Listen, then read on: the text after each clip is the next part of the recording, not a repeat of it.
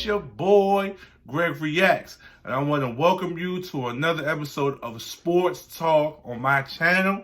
And today I'm going to be talking about the Bulls' Last Dance documentary. I was super excited about this documentary because, you know, growing up, you hear a lot about this Bulls team and what they did in the 90s. Now, remind you, I was born in '89, so when they were that 90s run, I was really young. So I really didn't, you know, as a kid, you're not really paying attention, you know, to those teams and stuff like that. So, but you hear, as you get older, you hear so much. So you go back and you start watching and you seeing how dominant they were. And I love documentaries because it gives us a behind the scenes look at what goes on behind the scenes.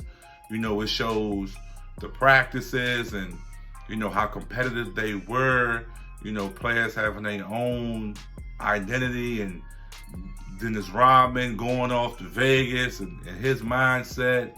You know, it just showed the pressure and the scrutiny that they were under to be great. So that was just amazing to see.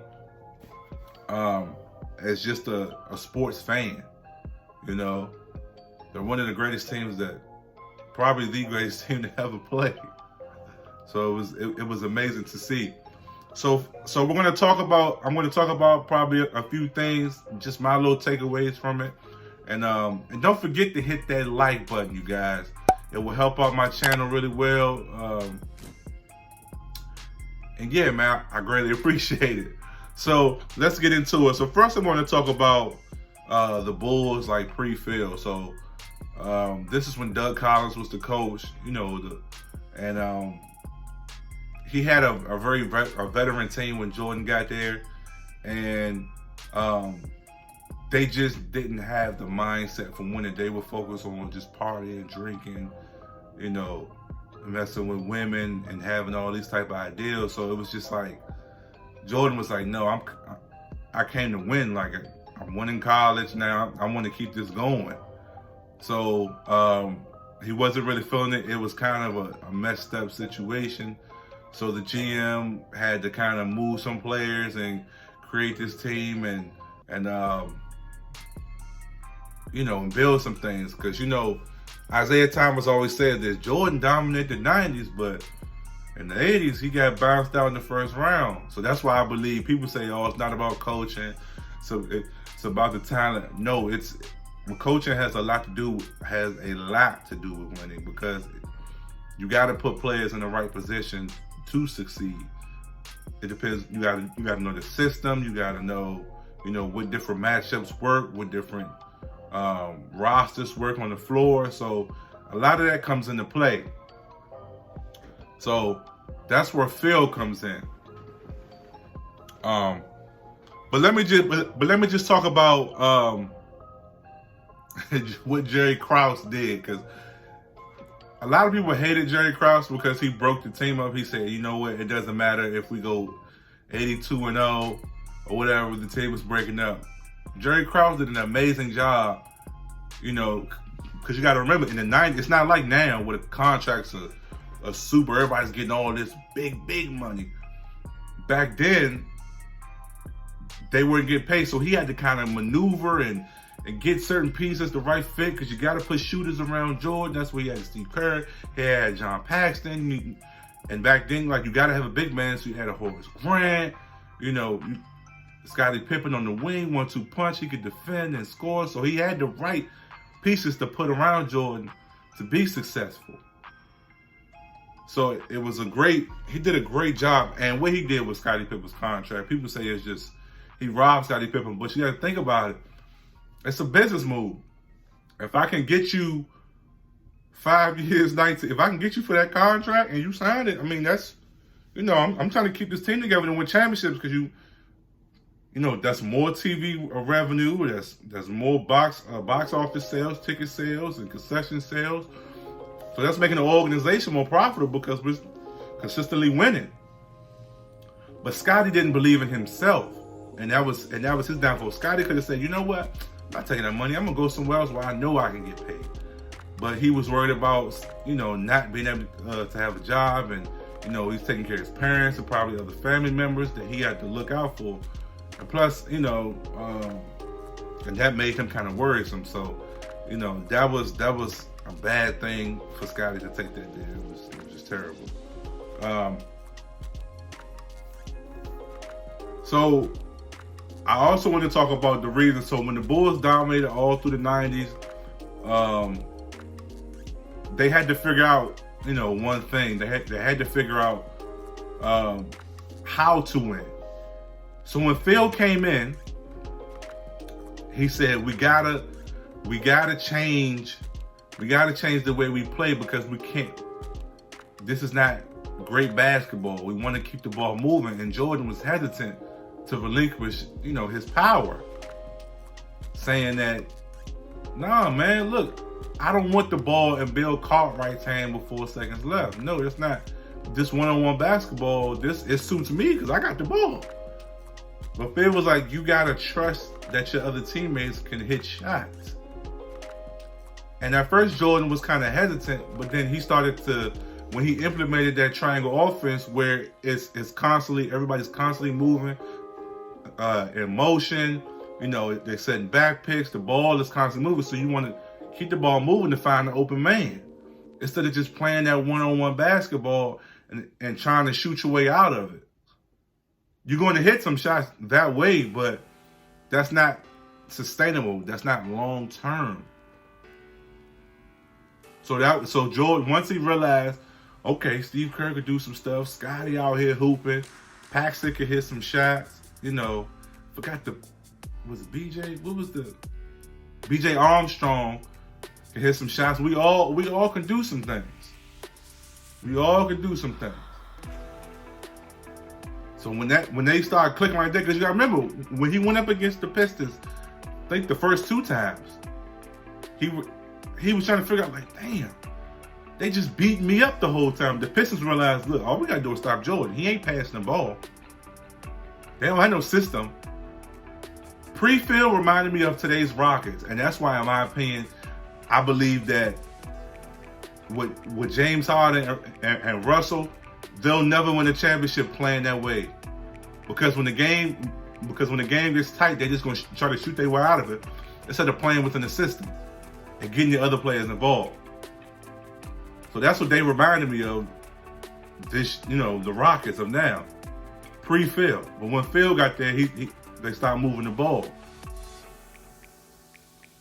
And so then they started to realize the Pistons knew the Bulls were more talented. But they knew Jordan wouldn't pass the ball, and they knew, look, we just beat up Jordan. Look, we got a chance. But when Phil got there, the ball started moving. Now Scotty's starting to rise. Steve Kerr is hitting shots. You know, BJ Armstrong is killing on the block. I mean, Horace Grant's on the block. BJ Armstrong's hitting shots. They ran the Pistons off the floor and they swept them, got them up out of there. That's what I'm saying. And, you know, you gotta have a system in place for players to flourish. That's why coaching is so important. A system is so important. You gotta know how to use, like, the talent you have to get the best out of it. So, next topic we're gonna talk about is Jerry Krause, the reason why he broke the team up after they 6 titles. So people always saying that, man, listen, why he trading all the players away, man? He messing the team up. We can keep this going. But you got to remember, you looking at it from a fan's perspective. You got to think about it from a business perspective, an organization perspective. So when Jordan and all them was playing, they was winning. Scotty became an all-star. Steve Kerr was putting up numbers. Horace Grant was putting up numbers. BJ Armstrong was putting up numbers. So their stock was rising. And teams saw that. So when their contracts were up, the Bulls were like, I can't afford to pay everybody. So I gotta trade or let them go and try to get something for them. You gotta strike with an iron's hot. Why they stock is up? Let me see if I get a draft pick. Let me see if I get some more young pieces, and we can, retool. I can't afford to pay them. So that was the main thing. He said, listen, it doesn't matter if we go 82-0. This team cannot stay together. People are going to demand money, and now that they won championships, now they figure, well, I already won titles, now it's time to get paid. Now I can go somewhere else and get paid. That's why Horace Grant went to the Magic. B.J. Armstrong was in Charlotte. They were just moving players because I can't afford to keep everybody. So that's why I tell people now, you got to listen, they can't afford, when teams win championships, they can't afford to keep everybody. Like when Toronto won, they couldn't afford to keep, Danny Green and all these players. When Kawhi left, they couldn't afford to keep everybody. So that was the main thing. That's in my opinion. Y'all let me know what y'all think, when owners and GMs break up teams. Next, we're going to talk about, this is a huge topic, but could Jordan win without Phil? So obviously I already talked about coaches matter, system matters, In my opinion, Jordan would not have 6 rings without Phil in that system. I'm telling you. Without Phil in that system, we wouldn't talk about Jordan with 6. Now they probably will win the championship, maybe, because you got to pass the ball to win titles. You got to trust somebody else to win titles. So I know I'm gonna get a lot of slack from y'all. Man, Jordan to go, he could have carried them. Man, he could have carried them regardless. It takes a system to win this. I'm trying to tell you. I don't think he could have. System matters. Getting the right players matters. And helping everybody elevate their game, all that matters. That's my opinion. Now we're going to talk about, is Jordan still the GOAT? Y'all let me know in the comments what y'all think. Is he still the GOAT? Matter of fact, I'm going to put a card up here. Y'all let me know, is Jordan still the GOAT? With his 6 rings, he's done playing. We all know, is he still the GOAT? Because we have a lot of debate. LeBron, Kobe. Kobe got 5. Rest in peace, Kobe. LeBron still playing. He's still the GOAT. Tim Duncan got what, 6? And he got MVPs. He got multiple All-Stars. So if you're going to say rings, you got to add Tim Duncan. Bill Russell got 11. But, Bill Russell didn't, back when he played, it wasn't a lot of people it wasn't a lot of athletic people that he had to go up against, and in my opinion, so you can't really say that. Of course he's going to dominate.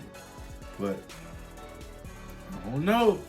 Because LeBron came into the league with so much expectation at a very, very young age. Jordan went to college and he was older when he came into the league. LeBron came straight from high school and was elevating players around him. He carried the Cavs to the finals. I mean, he was just elevating players. I mean, they eventually lost to the Pistons, but they were just loaded. But, they lost to the Pistons, I think, in the Eastern Conference Finals, so they were just, they lost the finals. Yeah, they lost to the Pistons anyway. They were loaded. So, I don't know. LeBron's still playing. He got 3. So, we'll see. He may get one this year with the Lakers. I don't know. But y'all let me know in the car, is Jordan still a GOAT? And my thing is, people talk about the GOAT. What's the criteria?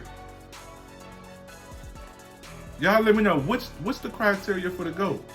Is it championships? Is it